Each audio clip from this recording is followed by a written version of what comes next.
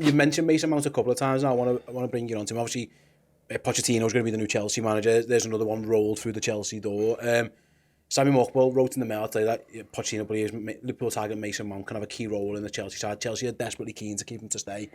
I've always had the sense of this one, Neil, that it was more a case of Chelsea would like him. He wouldn't mind staying there, but there's questions about his role in the side, the financial package of the contract as well, and Liverpool have very much weight in there in case anything happens. Similar, actually, I used to feel with Alex Oxlade-Chamberlain a while ago with Arsenal. There was no great desire for anything to happen, but it kind of ends up happening in the end. Yeah. Does the Pochettino thing change anything in your mind, or do you think Liverpool are very much still in the mix for Mason Mount? Yeah, well, I don't think it's like Oxlade-Chamberlain. I think Oxlade-Chamberlain couldn't wait to get out of Arsenal. I think he was playing. Really? Okay, he was playing right wing back and left wing back for Arsenal in game. I think he wanted to go to play in a different position, play for a different club.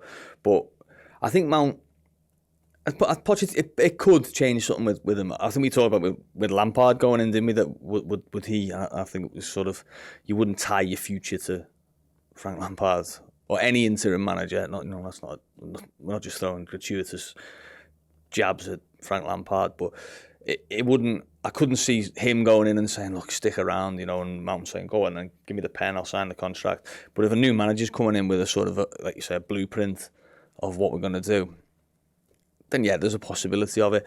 Depends on the money, doesn't it? I mean, one of the reasons he wanted to leave Chelsea, I think, was I think he felt a bit undervalued, both in terms of his contract and maybe the sort of treatment of him as well a little bit, by compared to other players who were coming in. You look at, I can only imagine some of the contracts that have been thrown out to players. Nazar Kinsella just wrote in the Evening Standard, obviously, just a while ago, talking about Reece James got a £250,000 a week contract at Chelsea recently, and Mason Mount maybe asking for similar stuff. So he actually just wrote, his future remains in doubt despite Pochettino seeing the midfield as a key part. Yeah, he's out of contract, and it feels to me like maybe it is just the finances of it. When you, like you say, I can't even imagine what they're paying someone. What are they paying Enzo Fernandez now? All these lads who've come in, they must be getting pretty decent dough. Mason Mount might be there going, hang on a minute, I've been here the whole time, I've been your best player for 2 seasons, help you win a Champions League, done all kinds, and then all these lads are waltzing in. And even I think Reece James is a very good player, but if you're paying him £250,000 a week, why aren't I getting that offer to me? Yeah, and you don't know how much work's gone in from Liverpool's side as well. It might be a case of, look, my mind's made up. Sort of, Liverpool are going to give me this and this. You've got Chelsea not going to be in Europe next season. Never mind the Champions League. They're probably going to have to do some creative accountancy around getting rid of players and making sure that they can balance books. And it's easy to say give him a £200,000 a week contract, but when you're trying to trim the wage bill by getting rid of, I don't know, maybe Raheem Sterling and Christian Pulisic and Hakeem Ziyech and players like that, it's not as easy as it to just sort of start giving players what they want. I can see why Pochettino would want him to be around. He's got that sort of, you can see him as a sort of Dele Alli from his Tottenham days, couldn't you? In terms of being that homegrown sort of attacking midfield player who really sort of sets a tone for the way the team plays with energy and high press and tactical smartness. I could see why Pochettino or any manager would come in and say, well, what are we doing getting rid of him? He should be in our team, never mind going to Liverpool.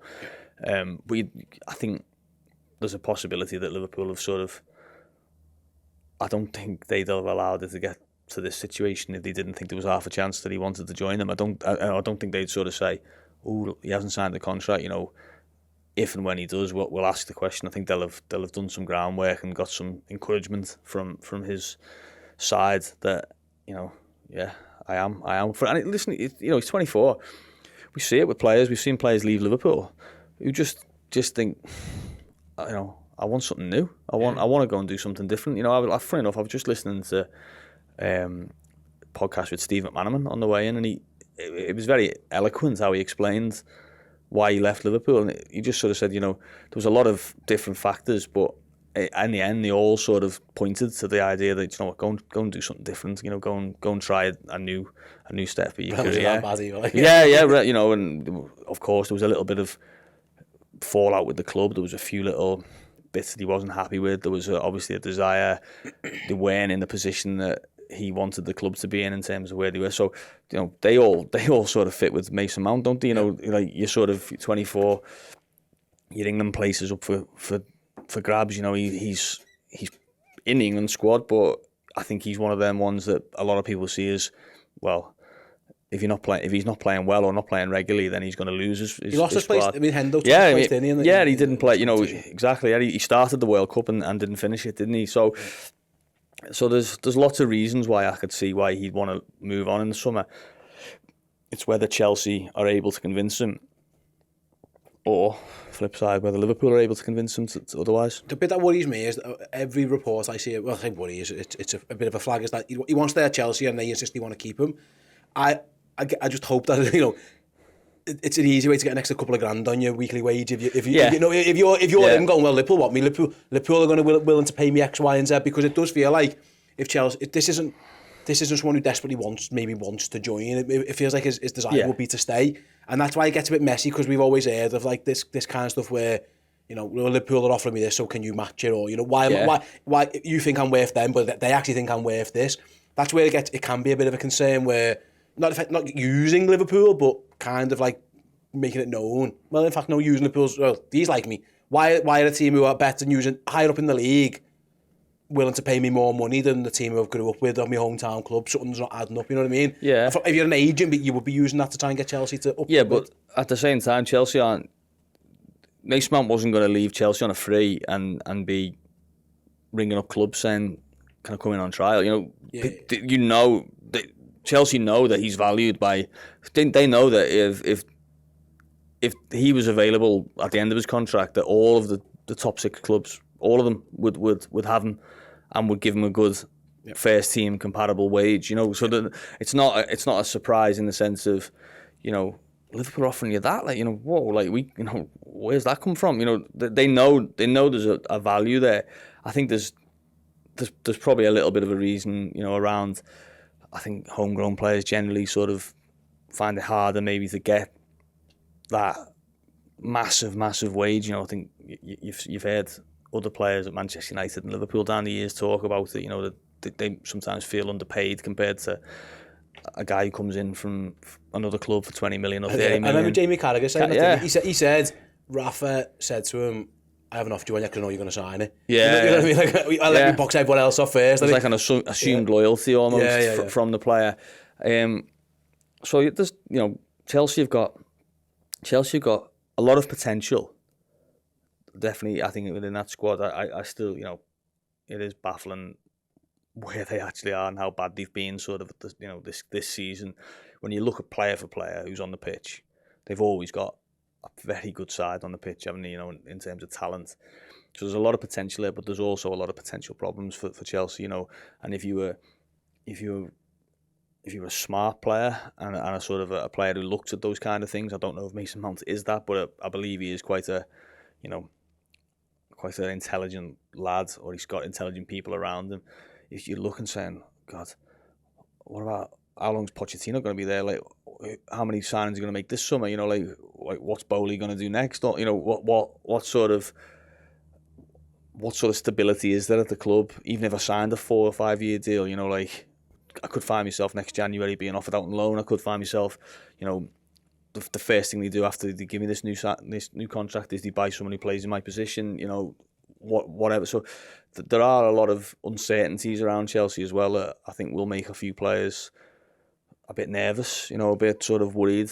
What I get the sense of them, again, this might be being mad, but like, they're so unconventional, because this fella's come in and they've acted so differently. Like, the logic would be, he says he's not signed a contract, so now we have to sell him because we can't afford to lose someone like this for nothing.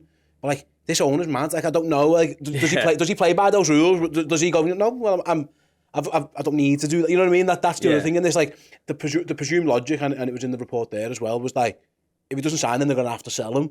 But I just don't trust or know Todd Bowley to follow the conventional stuff. He's given 10-year contracts out or whatever. He's doing mad stuff. You know what I mean? That's the flip side of this. There's nothing wrong. They could hold Mason Mount till January and then make a decision in January. You know what I mean? Like, everything's on the table here because this fella is so unconventional. Yeah, possibly. But at the same time, that's all right if you're in the Champions League and you've got that financial sort of security. You know, I think Chelsea have ridden roughshod over a few rules this season in terms of, like you say, trying to circumnavigate FFP with these long contracts and spreading the cost out. But they're not in the Champions League. So however way they operate, there's going to be a black hole somewhere in the finances, which means that if you're getting offered 40, 50 million pound for a player who doesn't want to be there or said he doesn't want to be there, even an unconventional owner or an owner that's got a strange way of working can't ignore that. And also the other thing is, really, he will start getting it right at some point. Like he will make these mistakes. I mean, FSG done not in a similar manner, but they made mistakes early in their tenure where it was, you know, what were they thinking? You know, like what was that all about? And eventually they stumbled upon the formula. They got the right people in the right positions. They sort of got a few people out the way and streamlined it. And in the end, it started to sort of work a lot better. I'm pretty sure Chelsea will do. You know, you look at the people they've appointed. You know, there's too many sort of brains around the club below the sort of the figurehead, not to stumble upon it at some point. And if they were to stumble upon it at the moment, let's say they do it now, one of the first things someone will say is, "Well, that's easy money. Like that's, you know, he's not going to sign a contract. We can't let that run down. So he'll have to be sold."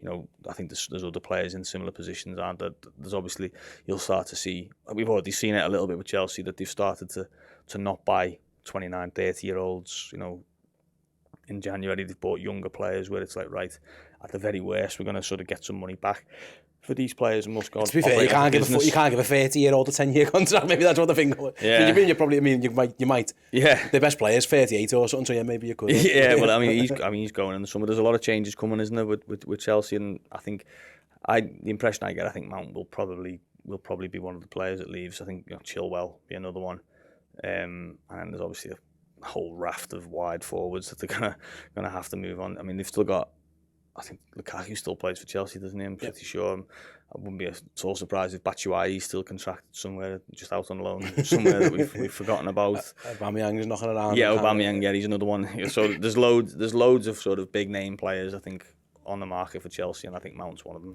To wrap the Mount stuff up then, the only last point I want to make on it, we haven't spoken about him for a while actually, is like, the general consensus we've heard, again, is that Liverpool would quite like to get their business done relatively early. They don't want to leave it until as long as last time and end up in a situation where they're scrambling around for half a mellow.